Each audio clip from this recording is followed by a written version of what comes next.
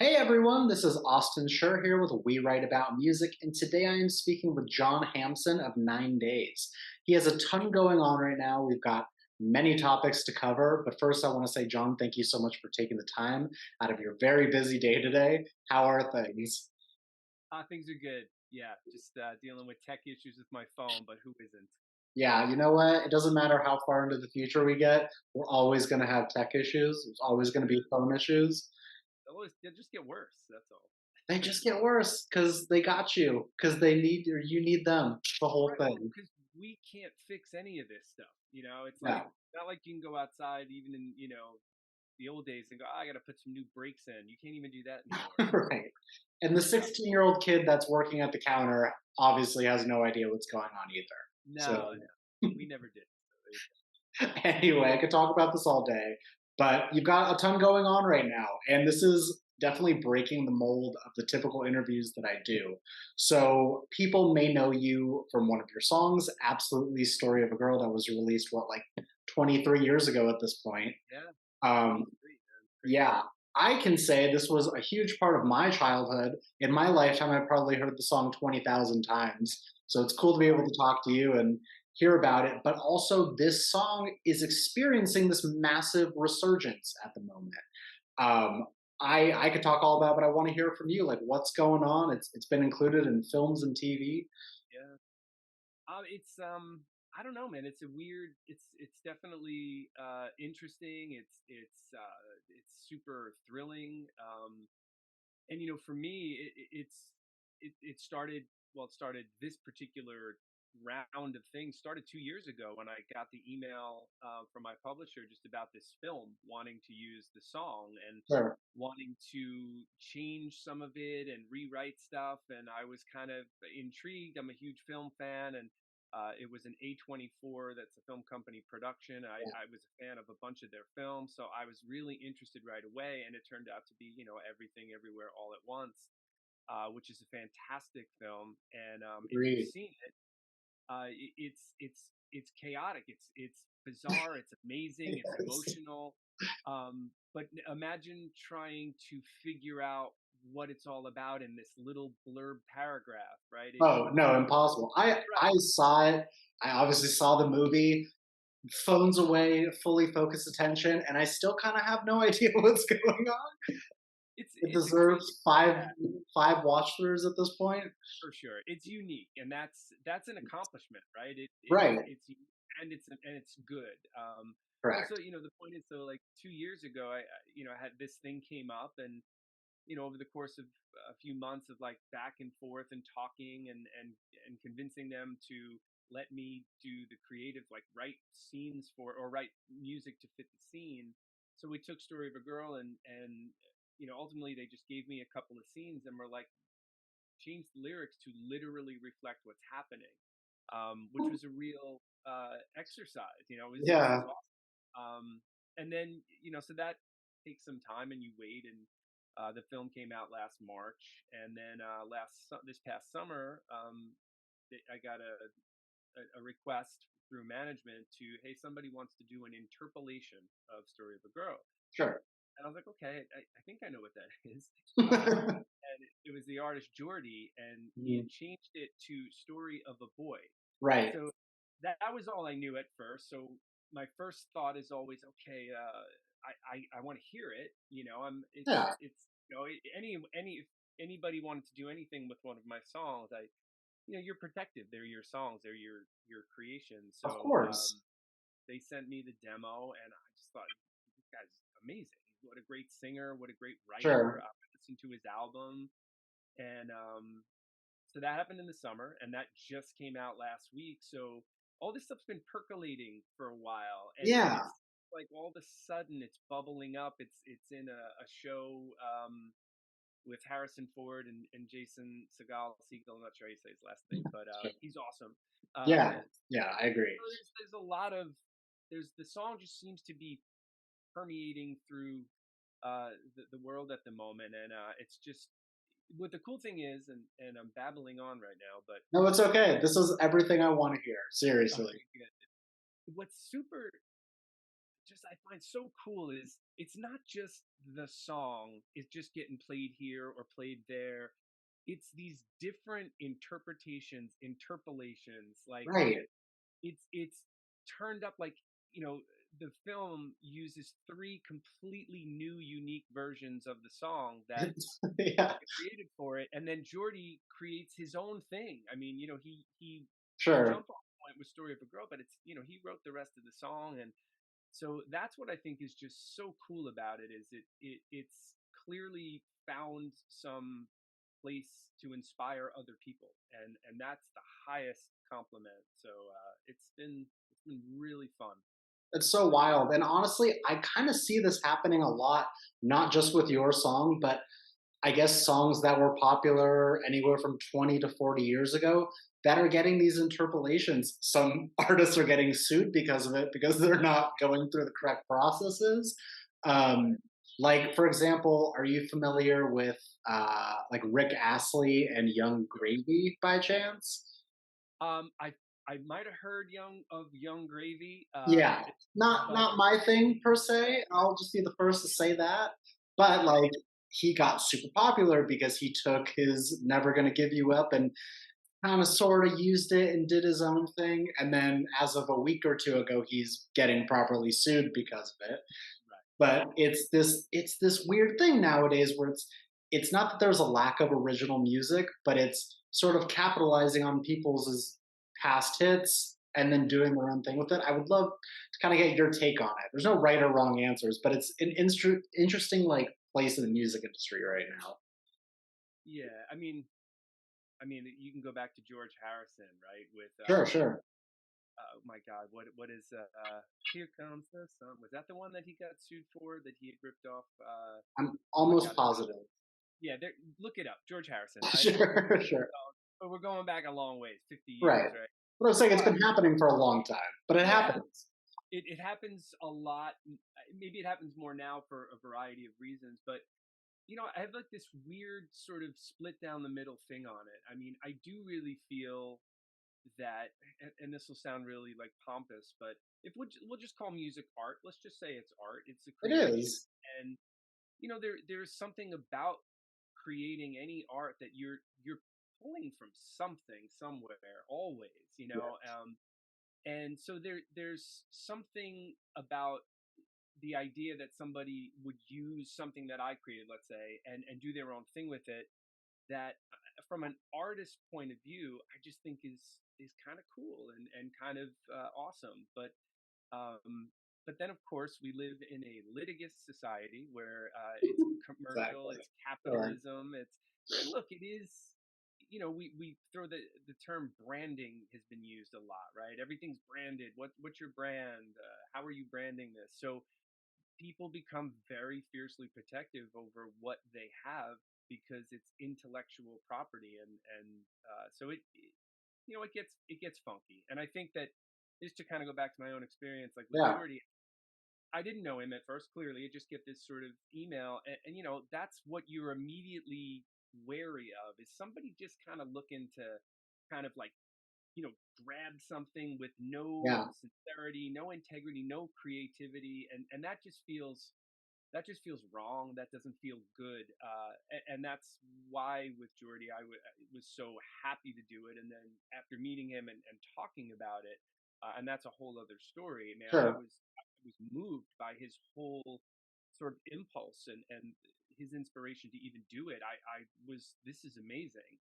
So yeah, I think that there's a lot that goes into it.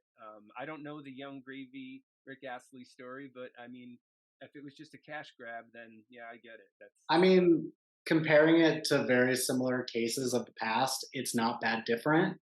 But I think just like in today's society, obviously TikTok has been the biggest thing for, I mean, that's where people are starting their music careers, putting out little bits and pieces of things and seeing what catches.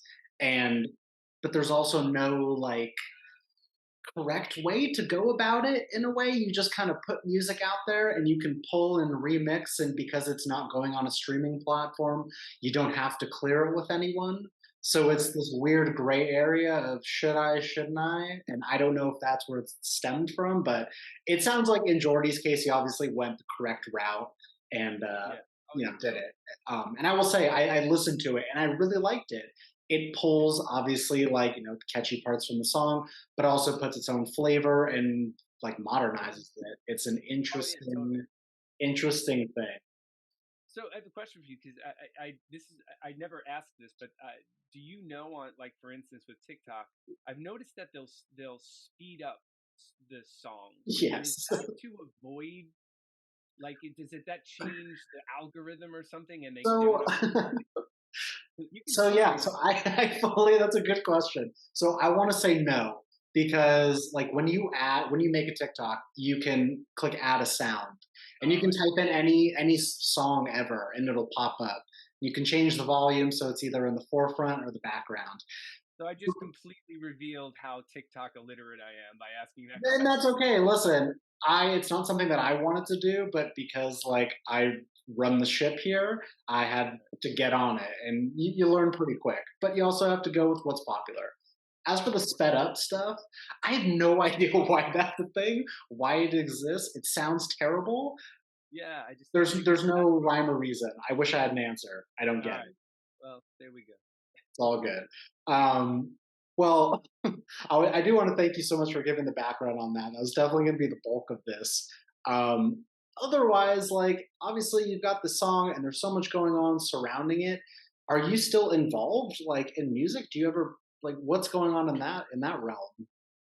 So you know, I am a songwriter, which again Sure. sounds, but I mean, I can't help it. Like there are Yeah, just it's in your blood. in my head all every moment of my life. I wake up every single day, no joke, with a something in my head, some Yeah. melody, some beat, something is in there from the moment I wake up.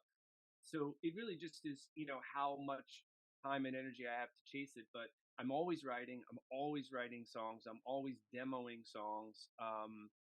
And I'm always looking for an opportunity to put that music out and play and Yeah. just very quickly I have two kids and they just graduated high school last year. They started college this year, Nice. and so I in my mind they're going to be away at school for the first time in 18 years.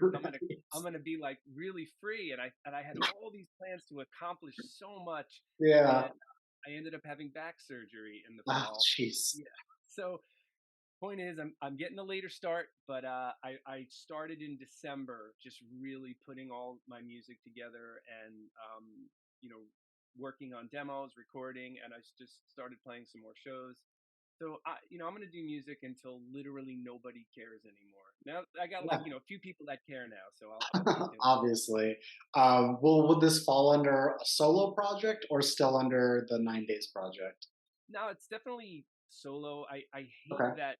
I hate that as a solo artist, but um, to try to, I love bands. I love playing music with other musicians that are Yeah. contributing creatively. I mean, that to me is the best part of I take a song that I wrote and you go into a room and you just start playing it and other people, oh, this would be cool, and all of a sudden it transform. So it's definitely a band project, but in the end, it's whatever I decide to do with it. But playing with other musicians, I guess, is the point. Yeah. Gotcha. Gotcha. Well, I've got a few more questions for you at this point, and I want to know, like, for someone that's been involved in the music industry for this long, at this point, do you keep up with modern music, or do you find yourself going back to what you listened to 20 years ago, or is it a mix of everything? It's a mix, but it's definitely weighted more towards stuff I grew up with. But the interesting thing is, I don't know if it's interesting, but I told you it's interesting, so it must be. It I is. find myself in the last, I would say, I don't know, maybe 5 years or so, going back and looking at bands that I missed the first time around, or a lot of 80s stuff that I Yeah. didn't listen to when I was a kid. Bands that I knew songs from, but I had never really like just lived in their albums, like the Talking Heads and the Sure. Police. Sure. Um, just kind of a lot of 80s stuff that really got just I missed it the first time. So I kind of Peter Gabriel is another big one. So I've been listening to that, and then I kind of like it's almost like you kind of freshen your palate a little bit, and I'll go and just listen to playlists of like modern pop or modern Okay. alternative rock, or just to you I there's a huge connection to 80s music right now sonically with a lot of Yeah. current alt pop. It sounds a lot of it sounds very 80s. So it's an interesting thing. So I almost kind of look at it almost anthropologically, like what's going on here? Why are these connections happening? And It's it's true though. Everyone has synthesizers in their music now. yeah, I also think that's attributed just to like where we're at production wise, is it's never been easier to just pull a patch from 40 years ago and it's like, oh well now it's nostalgic and it's right, now everyone can listen to it. I can send this to my parents and they'll enjoy it. yeah, Um, it's and crazy. also, yeah, also to go back what you're saying about digging into bands that you may have missed, it's never been easier. It's the same thing. It's not like you were going to spend the 10 or 20 bucks on the record and take a chance on it. Yeah. So now you can go back and hear what you missed. Yeah, exactly. And I feel like, kids these days too, having that resource, my God, like Yeah. I mean, I remember vividly there were records that I had read about in magazines. I would for years, Right. I'd be like, oh my, this was like a mythical album that, for literally years I would read about this. You couldn't find it in a store, you couldn't get it anywhere. I didn't even have money to go ordering stuff. And now if you like, oh, what is that? And you pick up your phone and 3 seconds later you Yeah. hear it and you go, oh, that's all right, and you put it away, right? For $10 a month, you can have whatever you want. So It's it's like crazy. yeah, it's like science fiction to the young version of me. This is all crazy. Yeah, totally. John, well, my last question here for you is basically for the person that is going to discover you from this, and for the person that's going to dig into your catalog for the first time, what is an opening message that you'd like to say to them? That is a great question, and I'm terrible at great questions. But that's okay because there's no right answers, and I've truly heard it all at this point. Well, good. All right, I would say there's probably like 10 or 12 albums out there between 9 days and my solo album. So I don't know if this is a message, but I would say listen to the Mad and Crowd album. I think it's from top to bottom. I'm just super proud of every element of that, and that's from 9 days, and that has "Story of a Girl" on it. But the rest of the record's great. And then I would listen to a solo album I put out called "Shiny New Album," and that one really, I feel like I was really able to just explore all these different influences that I had musically. It's kind of all over the map. Yeah, But I guess look, I'm super melodic. I'm into melody. Melody is king for me. yeah. It drives everything I do. So I have a whole lot of 3.5 minute pop songs, and that's kind of what I do. And I got Hey, comfortable with it after a while, and I'm like, all right, this is what I do. So there you go. If you like, melodic pop music that's guitar driven, sure, sure. you'll probably like what I do. No, seriously, that's amazing because as I'm sure you know, and I know you know, there's so many people that just burn out a couple years into making music, and you're sort of living the dream in a sense. It's like you're doing this, you're making things happen, you're continuing to make it happen, and like the hard work shows, obviously, because people are paying attention. And this has been a great conversation. I want to thank you so much for taking the time out of your complicated day to do this. No, thank you. Listen, you just said it. I mean, I'm fortunate. I mean, I'm sitting here talking to you, which means that at least one person's interested in what I'm doing musically. So Right. thank you, and maybe a few more people as a result. So I appreciate it. Thanks a Course. lot. Yeah, to wrap it up, we will have the links in our articles so that people can listen and share and follow along, and generally just stay tuned for everything else that is on the way. I'm invested at this point. I'm going to do some exploration after this. So thank you Uh, again. yeah, let me know what you think when you dig in if you get that chance. Sounds good, man. I'll talk to you later. Have a good rest Thanks, of your all. day. Appreciate it. Bye bye. Take care.